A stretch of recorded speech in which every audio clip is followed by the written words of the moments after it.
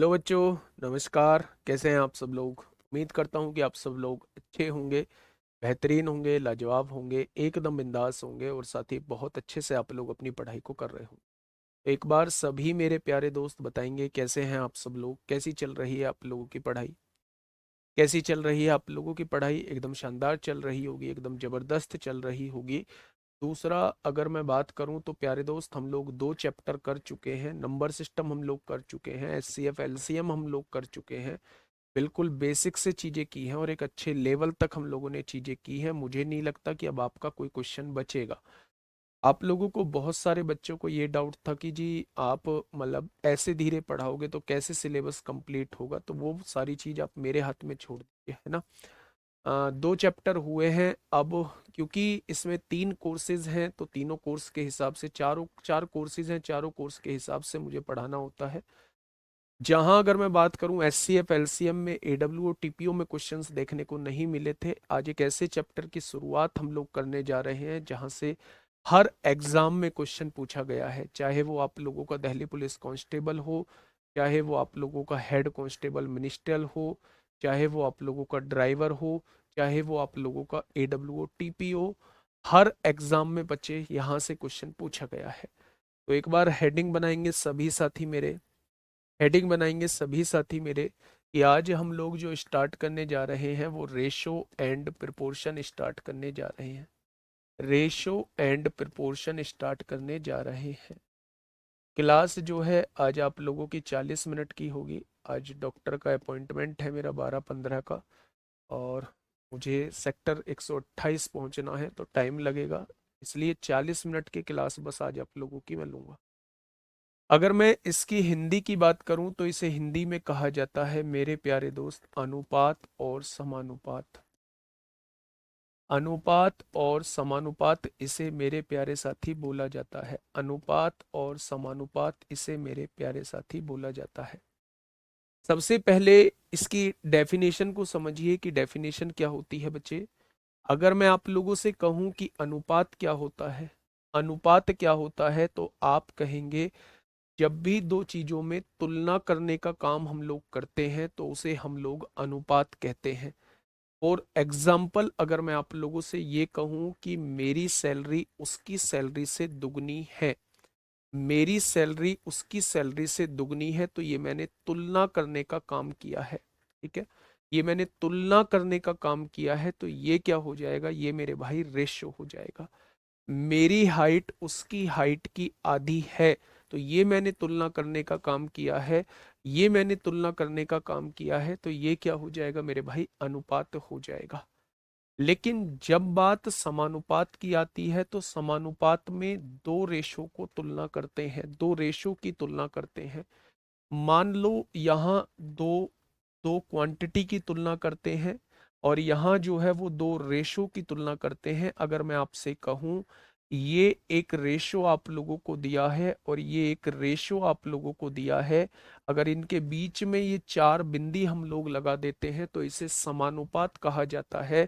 इसे मेरे भाई प्रोपोर्शन कहा जाता है। क्या कहा जाता है? इसे मेरे भाई प्रोपोर्शन कहा जाता है, समानुपात कहा जाता है। तो उम्मीद है इन दोनों की डेफिनेशन आप लोगों को समझ में आ चुकी होगी। अगर मैं आप लोगों से ये कहूं जब भी दो क्वांटिटी में तुलना करने का काम होगा तो उसे हम अनुपात कहेंगे, रेशो कहेंगे। और जब भी मेरे भाई दो रेशो में तुलना करने का काम होगा उसे प्यारे दोस्त हम लोग समानुपात कहेंगे। अब जब चैप्टर शुरू होता है तो मेरे भाई इसमें कुछ टर्म्स आती हैं, उन टर्म्स के बारे में आप लोगों को पता होना चाहिए। पहली टर्म्स क्या होती है? पहली टर्म होती है मेरे भाई डुप्लीकेट रेशो। क्या होता है? पहली टर्म होती है मेरे भाई डुप्लीकेट रेशो। क्या होता है? डुप्लीकेट रेशो क्या होता है? जिसे हम लोग कहते हैं वर्गानुपात कहते हैं। मेरे भाई मुझसे तेज नहीं बोला जाएगा, इससे ज्यादा। वर्गानुपात कहते हैं। दूसरी टर्म इसके अंदर आती है भाई साहब सब डुप्लीकेट रेशो। क्या होता है? दूसरी टर्म आती है कि सब डुप्लीकेट रेशो क्या होता है। बहुत आसान सा क्वेश्चन यहां से बन रहा होता है इन चीजों पर। इसे हम लोग कहते हैं वर्गमूलानुपात, इसे हम लोग कहते हैं वर्गमूला अनुपात इसे हम लोग कहते हैं।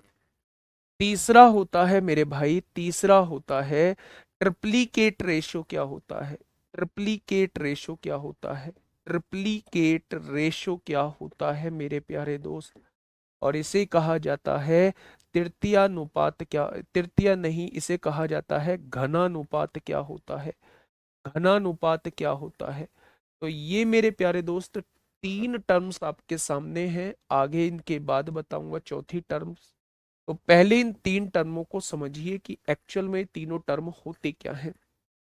ध्यान से सुनिएगा, ध्यान से सुनिएगा मेरे भाई। अगर मैं आप लोगों से ये कहता हूं कि आपके पास एक रेशो दिया हुआ है ए अपॉन बी, आपके पास एक रेशो दिया हुआ है ए अपॉन बी, अगर मैं आप लोगों से कहूं इसका डुप्लीकेट रेशो बताइए, इसका डुप्लीकेट रेशो बताइए, तो मेरे भाई दिए गए रेशो का आप वर्ग कर देंगे तो ये इसका डुप्लीकेट रेशो आ जाएगा।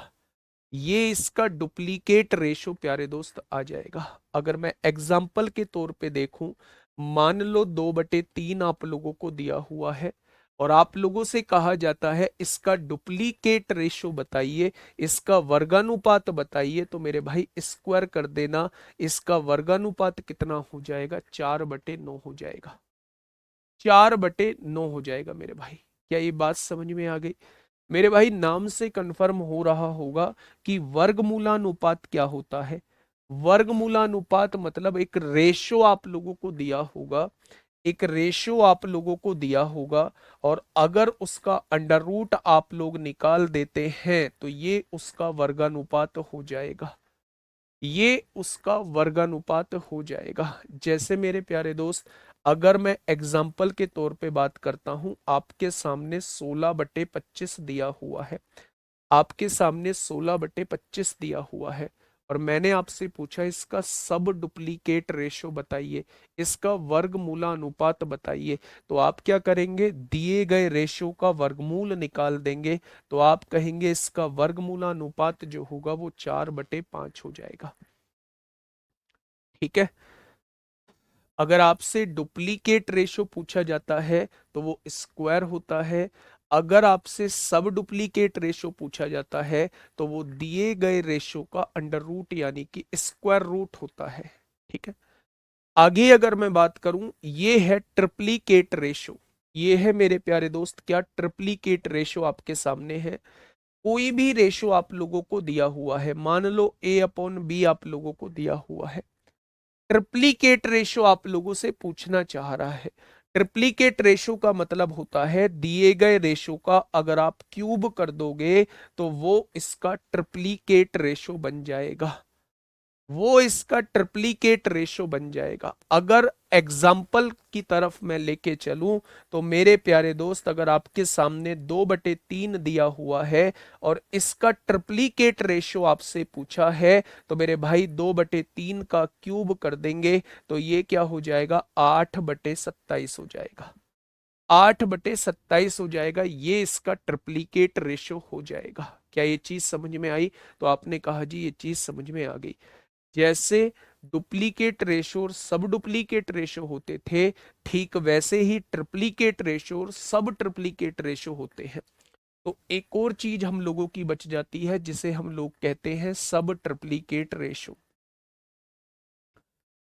सब ट्रिप्लीकेट रेशो जिसे हम लोग कहते हैं, इसे अगर हिंदी में बात करूं तो इसे कहा जाता है घनमूलानुपात, इसे बोला जाता है। क्या बोला जाता है?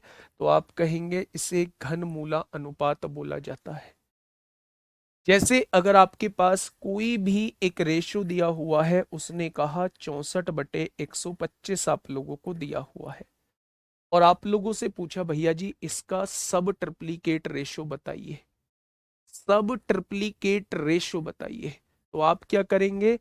दिए गए रेशो का क्यूब रूट निकाल देंगे, दिए गए रेशो का घनमूल निकाल देंगे। तो मेरे प्यारे दोस्त इसका घनमूल निकालिए।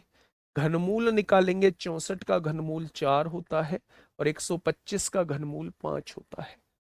तो मेरे प्यारे दोस्त, अगर मैं आपसे पूछूं क्या ये चारों डेफिनेशन आपको समझ में आई? सबसे पहले हम लोगों ने पढ़ी डुप्लीकेट रेशियो, उसका मतलब होता था दिए गए रेशो का वर्ग कर दीजिए, आपके सामने डुप्लीकेट रेशो निकल के आ जाएगा। फिर हम लोगों ने पढ़ा सब डुप्लीकेट रेशो, तो दिए गए रेशो का वर्गमूल निकाल दीजिए, आपके सामने सब डुप्लीकेट रेशो निकल के आ जाएगा। फिर हमने पढ़ा ट्रिप्लीकेट रेशो, तो दिए गए रेशो का क्यूब निकाल दीजिए, ट्रिप्लीकेट रेशो निकल के आ जाएगा। फिर हमने पढ़ा, हाँ, फिर हमने पढ़ा सब ट्रिप्लीकेट रेशो, तो दिए गए रेशो का घनमूल निकाल दीजिए, आपके सामने ट्रिप्लीकेट सब ट्रिप्लीकेट रेशो आ जाएगा। क्या ये बात आपके समझ में आ गई? तो आप कहेंगे जी ये बात हमारे समझ में आ गई है। मेरे प्यारे दोस्त, थोड़ा सा आगे बढ़ने से पहले मैं एक चीज और आप लोगों को बताना चाहूंगा, जो बहुत इंपॉर्टेंट चीज होती है, जिसे हम लोग कहते हैं कंपोनेंडो एंड डिविडेंडो। क्या कहते हैं मेरे भाई? कंपोनेंडो एंड डिविडेंडो हम इसे कहते हैं, और हिंदी में या शॉर्ट फॉर्म में इसे कहा जाता है सीएनडी रूल कहा जाता है। क्या कहा जाता है? सीएनडी रूल कहा जाता है। और अगर हिंदी में अगर इसे बात करूं तो इसे बोला जाता है योगांतरानुपात, इसे बोला जाता है। क्या बोला जाता है मेरे भाई? तो आप कहेंगे योग आंतरा अनुपात, इसे मेरे प्यारे साथी बोला जाता है। मतलब क्या होता है? मतलब क्या होता है, उस बात को थोड़ा सा समझने की कोशिश करिएगा कि मतलब क्या होता है। बेटा, नाम से आप लोगों को एक चीज कंफर्म हो रही होगी, इसमें योग भी करना है, इसमें अंतर भी करना है, और उसका अनुपात निकालना है। योग अंतरा अनुपात, यानी योग और अंतर और उसका अनुपात निकालना होगा, उसे योगांतरा अनुपात कहेंगे मेरे भाई। उसे हम लोग क्या कहने वाले हैं? योगांतरा अनुपात कहने वाले हैं। यानी कि हम लोग कंपोनेंडो डिविडेंडो मेरे प्यारे दोस्त कहने वाले हैं। अब देखना, थोड़ी सी बात को समझना। मान लो आपके सामने एक रेशो दिया हुआ है x अपॉन वाई, और इसकी वैल्यू दी हुई है 4/5। एक वैल्यू दी हुई है x अपॉन वाई, और आपको वैल्यू दी हुई है उसकी 4/5। अगर मैं आप लोगों से ये कहूं कि भाई यहां कंपोनेंडो डिविडेंडो लगाओ, कंपोनेंडो और डिविडेंडो लगाओ मेरे भाई, तो आप क्या कहेंगे? कंपोनेंडो डिविडेंडो ये कहता है सबसे पहले योग करो। योग किसका करना है? इन दोनों संख्याओं को आपस में जोड़ दो, आपने जोड़ दिया। फिर अंतर करो, इन दोनों संख्याओं को आपस में घटा दो, अंतर कर दिया। मेरे भाई, जैसा आपने लेफ्ट हैंड साइड किया है वैसा ही राइट हैंड साइड कर दो। इन दोनों संख्याओं को जोड़ो, 9 हो जाएगा। इसमें से ये संख्या घटा दो, -1 हो जाएगा। तो मेरे भाई ये क्या हो जाएगा? ये योगांतरा अनुपात हो जाएगा।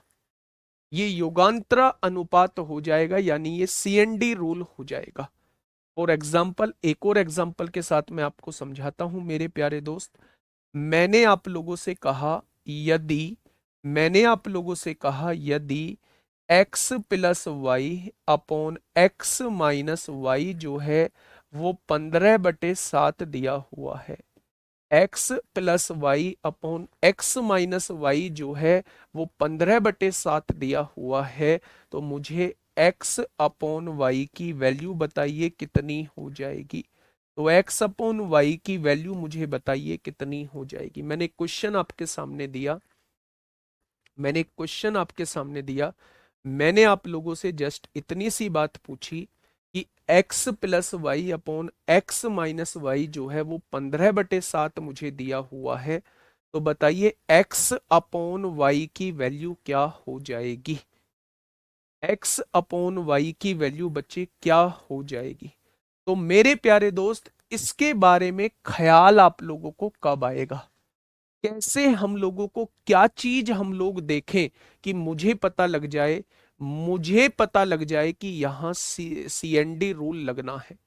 तो जब भी न्यूमरेटर और डिनोमिनेटर आप लोगों को एक जैसे दिखाई दे, केवल साइन का फर्क हो, मेरी बात को थोड़ा सा ध्यान से सुनना।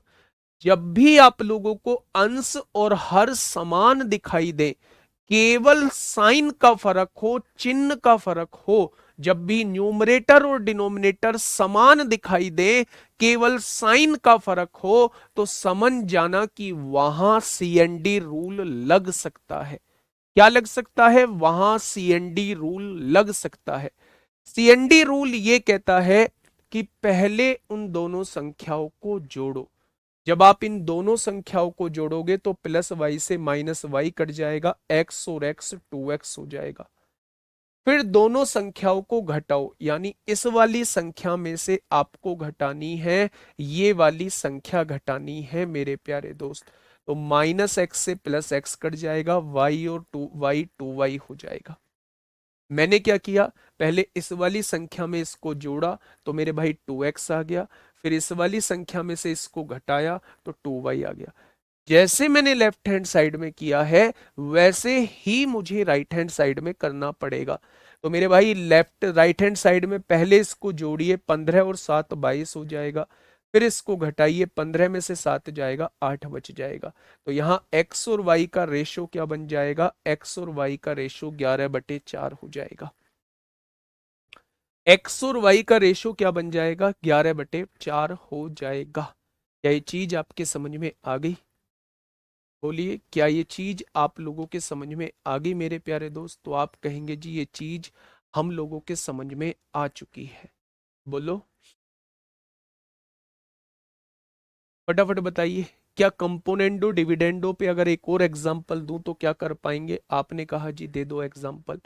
मैंने कहा मैंने कहा यदि, मैंने एक और एग्जांपल दिया आप लोगों को, यदि a plus b upon a minus b जो है आप लोगों को 4/5 दिया हुआ है, 5/4 दिया हुआ है, a plus b upon a minus b जो है वो 5/4 आप लोगों को दिया हुआ है, तो तो आप मुझे a² अपॉन b² की वैल्यू बताइए कितनी होगी। a² अपॉन b² की वैल्यू बताइए कितनी होगी, बताइए।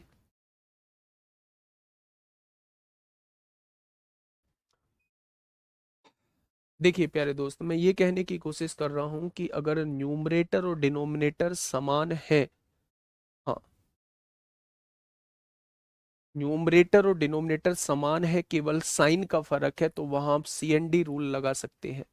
सीएनडी रूल ये कहता है कि पहले न्यूमरेटर और डिनोमिनेटर को जोड़ दो, जोड़ा तो 2x आया, फिर इसमें से इसको घटा दो तो फिर 2y आएगा।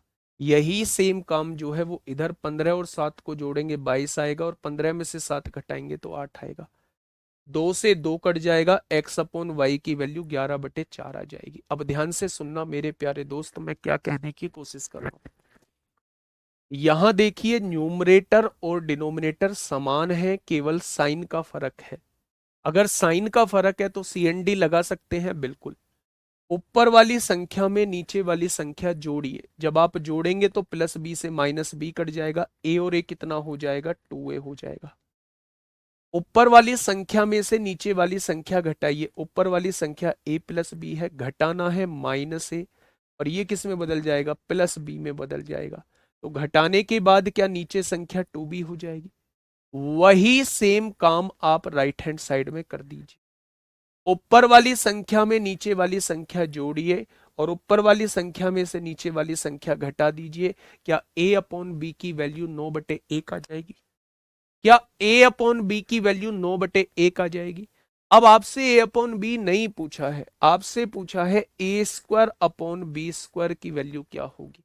तो मेरे भाई वो जस्ट आपसे इसका स्क्वायर पूछना चाह रहा है, यानी कि आंसर क्या हो जाएगा, 81/1 हो जाएगा। 81/1 हो जाएगा। क्या इस बात में कोई दिक्कत? क्या इस बात में कोई किसी को दिक्कत है? तो आप कहेंगे इस बात में किसी को कोई दिक्कत नहीं है, सी एंड डी के बिना भी हो जाएगा, आप क्रॉस मल्टीप्लाई कर लेंगे तो भी हो जाएगा। लेकिन मैं सी एंड डी का इम्प्लीमेंटेशन बता रहा हूं कि सी एंड डी का यूज कहां कर सकते हैं। ये क्वेश्चन आपका क्रॉस मल्टीप्लाई से भी हो जाएगा, लेकिन सी एंड डी का रूल कैसे कर सकते हैं वो चीज मैं आपको समझाने की कोशिश कर रहा हूं। समझ में आई बातें? बहुत बढ़िया, बहुत शानदार, बहुत लाजवाब। अब आइए मेरे प्यारे दोस्त, आगे की तरफ आइए। ठीक है, पहले टाइप के क्वेश्चंस की तरफ आपको लेके जा रहा हूं। पहले टाइप के क्वेश्चंस, हाँ।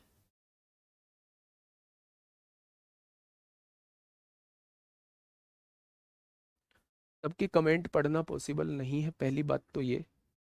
दूसरी बात ये कि मेरे भाई, अगर वास्तव में इन चारों एग्जामों में सिलेक्शन लेना चाहते हो, चारों एग्जामों में सिलेक्शन लेना चाहते हो, थोड़ा सा मेहनत करनी सीख लो, वरना दुनिया के किसी भी टीचर से जाके पढ़ लेना, चीजें समझ में नहीं आएंगी। हमेशा सिलेक्शन अपनी मेहनत से होता है। केवल सामने खड़ा हुआ टीचर गाइड कर सकता है, केवल सामने खड़ा हुआ टीचर समझा सकता है कि आपको चीजें ऐसे करनी है।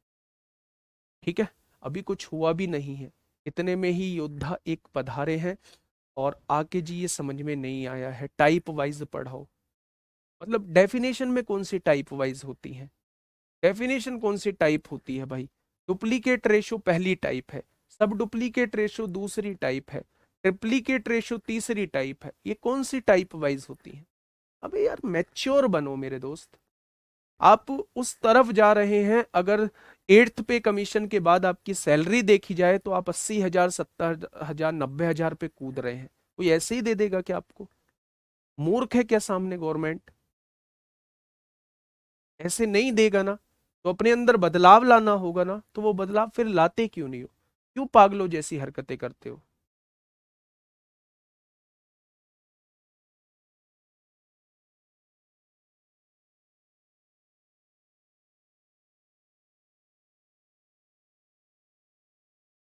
देखिए, ध्यान से सुनिएगा, मेरी बात को समझने की कोशिश करिएगा। मैं पहले टाइप के क्वेश्चन की तरफ आप लोगों को लेके चल रहा हूँ। पहले टाइप के क्वेश्चंस कैसे पूछे जाते हैं मेरे भाई? पहले टाइप के क्वेश्चंस पूछने का तरीका क्या होता है, उन क्वेश्चंस को समझने की कोशिश करिएगा। मैं तीन टाइप के क्वेश्चन आप लोगों को बताऊंगा, तीन टाइप के क्वेश्चन आप लोगों को बताऊंगा, उन तीनों टाइप के क्वेश्चन को थोड़ा सा ध्यान से सुनना। मान लो उसने दो चीजों का रेशो दिया हुआ है, A/B जो है उसने 2/3 आप लोगों को दिया हुआ है, और B जो है, B/C जो है उसने 4/5 आपको दिया हुआ है। A/B आप लोगों को 2/3 दिया हुआ है, B/C उसने 4/5 दिया हुआ है। आप लोगों से पूछ लेता है वो ABC का रेशो बताओ, वो तीनों का रेशो पूछ लेता है, वो तीनों का रेशो आप लोगों से पूछ लेता है, भाई साहब तीनों का रेशो बताओ। अब ध्यान से सुनना, अगर उसने तीनों का रेशो पूछा है तो मेरे भाई तीनों का रेशो लिख दीजिए यहां। अगर ए और बी के रेशो की बात करूं तो ए और बी का रेशो कितना है? 2-3 दिया हुआ है।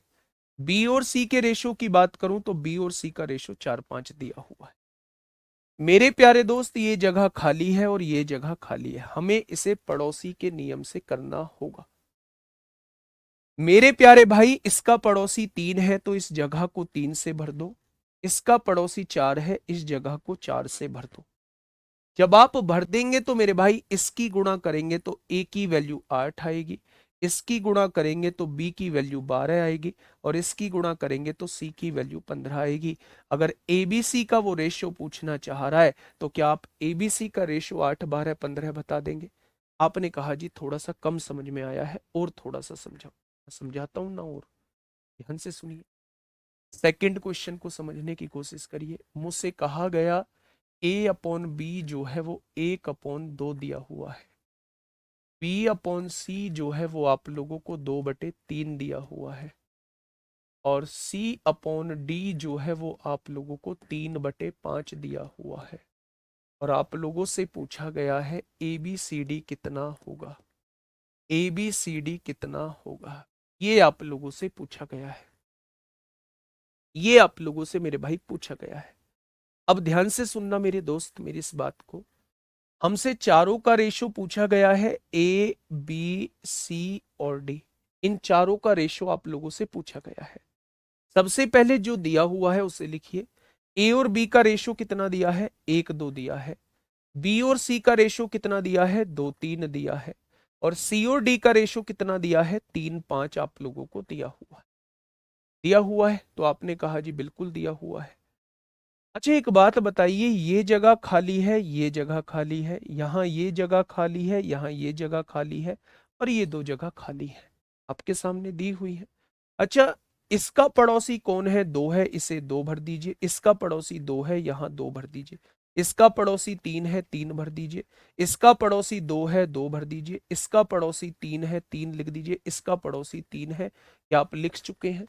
सारी जगह को भर चुके हैं आप लोग, तो आप कहेंगे बिल्कुल सही है। मेरे प्यारे भाई, सबकी गुणा करिए। एक दूनी दो, तिया छह हो जाएगा। दो दूनी चार, तिया 12 हो जाएगा। दो तिया छह, तिया 18 हो जाएगा। और यहाँ देखेंगे दो तिया छह पंजे 30 हो जाएगा।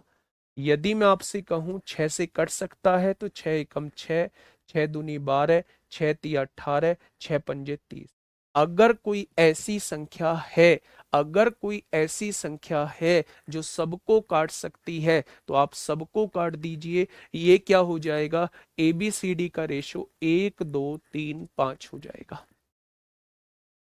ए बी सी डी का रेशो जो है वो 1 2 3 5 हो जाएगा। क्या ये चीज समझ में आई? क्या ये चीज समझ में आई? आपने कहा जी एक और क्वेश्चन ऐसा दे दिया जाए, तो मैं एक और क्वेश्चन आपके सामने दे रहा हूं, सोच समझ के जवाब देना। मैंने कहा ए अपॉन बी जो है वो 1/4 है। मैंने कहा बी अपॉन सी जो है वो 2/3 है। और मैंने कहा डी अपॉन सी जो है वो 1/2 है। तो ए बी सी डी का रेशो मुझे बताइए। ए बी सी डी का रेशो मुझे बताइए, फटाफट बताइए भाई क्या होगा। फटाफट बताएंगे क्या होगा इस क्वेश्चन का बिल्कुल सही जवाब। फटाफट से मुझे बता दीजिए बच्चे, क्या होगा इसका बिल्कुल सही जवाब। एक बेहतरीन क्वेश्चन आपके सामने है, क्या होगा इस क्वेश्चन का बिल्कुल सही जवाब? ध्यान से सुनिएगा। कौन सा कट रहा है पहले नंबर से? 8 12 15 किससे कटता है भाई? ठीक है, बताइए क्या होगा इस क्वेश्चन का बिल्कुल सही जवाब।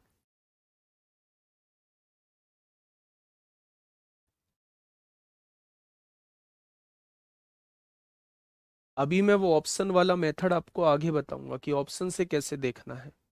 थोड़ा सा वेट कर लीजिए, जब ऑप्शन आपके सामने होंगे वो ऑप्शन वाला मेथड बताऊंगा। अभी तो ये पड़ोसी का मेथड आपको बता रहा हूँ, ठीक है। मेरे प्यारे दोस्त, आपसे ए बी सी डी पूछा है।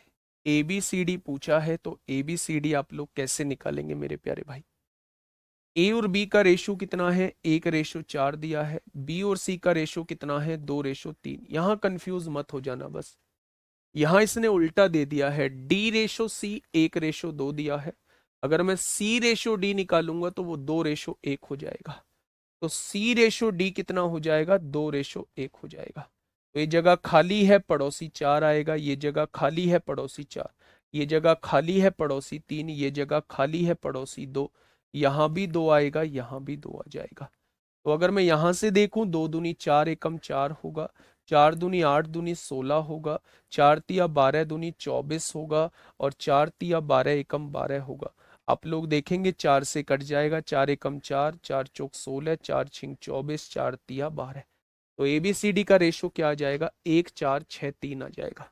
कितना आ जाएगा मेरे प्यारे दोस्त? तो आप कहेंगे 1 4 6 3 आ जाएगा।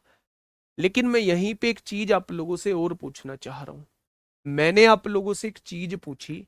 मैंने कहा A/B जो है वो 1/5 दिया हुआ है। B/C जो है वो 2/3 दिया हुआ है।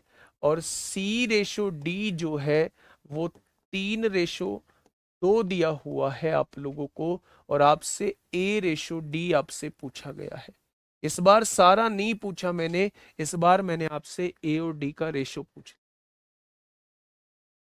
ए और डी का रेशो आप लोगों से पूछ लिया।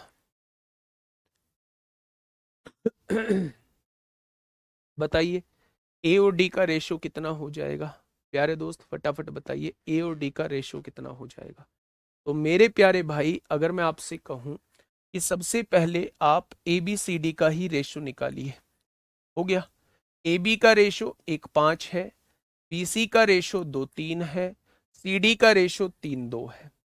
ये दोनों जगह खाली है, पड़ोसी से भर दो, 5:5 लिख दो। ये जगह खाली है, पड़ोसी से भर दो, 3 लिख दो। ये जगह खाली है, 2 लिख दो, और ये जगह खाली है, 3 लिख दो। अब मेरे प्यारे दोस्त आपको क्या करना है, उसने पूछा है A और D का रेशो बताइए, यानी उसे B और C के रेशो से कोई मतलब नहीं है। B और C के रेशो से कोई मतलब नहीं है।